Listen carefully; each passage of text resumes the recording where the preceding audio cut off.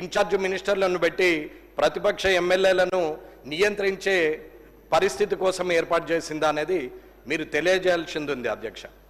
ఇక్కడ ఎవరైతే ప్రజలచే ఎన్నుకోబడిన వారు ఉన్నారో వారిని వదిలేసి ఇన్ఛార్జ్ మినిస్టర్ల ద్వారా ఓడిపోయిన వారు, పారిపోయిన వారు, కాన్స్టిట్యున్సీని వదిలేసి వేరే దగ్గరికి పోయి పోటీ చేసినటువంటి వ్యక్తులను వారి ద్వారా అక్కడ శాంక్షన్లు ఇవ్వడం అనేది ఎంతవరకు సబబ్ అనేది ఇన్ఛార్జ్ మినిస్టర్లు అందరూ కూడా ఆలోచించాల్సిన అవసరం ఉంది. అన్న, గత ప్రభుత్వం మమ్మల్ని ఇబ్బంది పెట్టిరు, మమ్మ కళ్ళకు నీరు తెప్పించిర్రు, మేము ఇబ్బంది పడ్డామని చెప్పుకుంటున్నటువంటి ఇప్పటి ప్రభుత్వంలో ఉన్న పెద్దలు మరి ఇప్పుడు మీరు చేస్తున్నది ఏంది అనేది ఒక్కసారి ఆలోచించాల్సిన అవసరం ఉంది. అన్న, మేమేమి కిరీటం పెట్టుకోలేదు. నా మటుకు నేనైతే అనుకుంటున్నాను, ఎమ్మెల్యేగా 5 ఏళ్ళు ఉంటుండొచ్చు, ప్రజలు మెచ్చితే తిరిగి ఎన్నుకోబడుతుండొచ్చు, వారు నిరాకరిస్తే ఓడిపోతుండొచ్చు. కానీ ఎమ్మెల్యే అనే పదవికి మీరు గౌరవం ఇయ్యనంత వరకు మీకు మీరు తిట్టుకున్నట్టే, మీరు కూడా ఒక శాసనసభ్యులుగా ఉన్నారు కాబట్టి మీరు కూడా మీరు తిట్టుకున్నట్టే తప్ప నన్ను అవమానించినట్టు నేనైతే భావిస్తలేను. ఇక్కడ వెంకటరమణారెడ్డి కామారెడ్డి శాసనసభ్యుడు అనే బదులు కామారెడ్డి శాసనసభ్యుడు వెంకటరమణారెడ్డిగానే గుర్తింపు ఉంటుంది తప్ప శాసనసభ్యుడిగా ఎప్పుడు ఉంటారు, కానీ పేర్లు మారుతూ ఉంటాయి, ఎవరో ఒకరు శాసనసభ్యులు అవుతారు. కానీ ఇవాళ నేను కనీసం 84 ప్రశ్నలు ఈ శాసనసభలో ఇక్కడ నేను ప్రశ్నలు ఇవ్వడం జరిగింది. దానికి సుమారు 8 మట్టుకే నాకు రిప్లై ఇవ్వడం జరిగింది. అంటే 84లో 8 పోతే 76 ప్రశ్నలకు ఇప్పటికి సమాధానం రాలేదు. ఇది శాసనసభ పరిస్థితి. ఇది ఎమ్మెల్యేగా నేను ఇచ్చినాను కాబట్టి నాకున్నటువంటి మర్యాదను ఏ రకంగా నేను స్వీకరించాలో మీరే తెలియజేయాలా.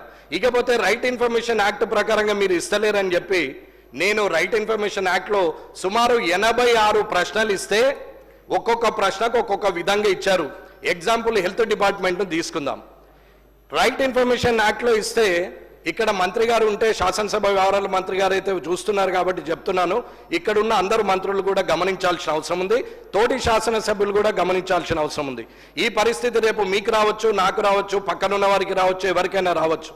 కానీ ఆ పరిస్థితి వచ్చినప్పుడు బాధపడే కన్నా ఇటువంటి ప్రాక్టీస్ను మానేయడం మంచిదని అంటున్నాం.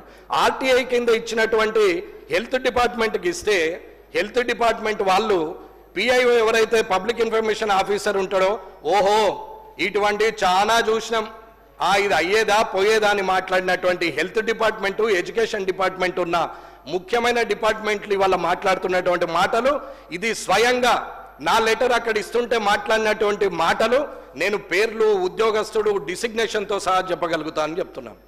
ఇది మంచి పద్ధతి కాదు అధికారులకు అని చెప్తున్నాం.